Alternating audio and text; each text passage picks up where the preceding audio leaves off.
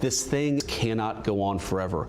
There aren't enough Ukrainian lives, there isn't enough American money, and there isn't enough ammunition to fund this thing indefinitely. The only realistic pathway to bringing this thing to a settlement is President Trump's pathway. We encourage both President Zelensky and President Putin to follow that path. Well, I mean, hundreds of billions of dollars have been spent, and this came up in the discussion Friday. The Biden administration called Putin every name in the book, and they've been trying to get the president. And he still invaded anyway. Okay, he still invaded anyway. Well, remember, it depends if it's a minor incursion. Let's go back to that moment, which I thought as troops were amassing on the border. Yep. But I go back and I think about this, and Biden spent all of this money, called Putin, all of these names.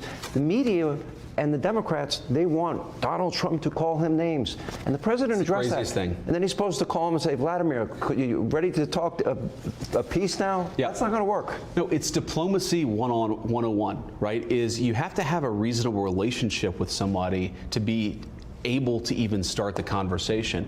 We have to remember, Sean, Ukraine, half of the country, a third of the country is totally destroyed. The economy is depressed. You've got hundreds of thousands of dead Ukrainians. Of course, a lot of dead Russians as well. The president wants to negotiate a settlement. How can you negotiate if you can't even talk to somebody?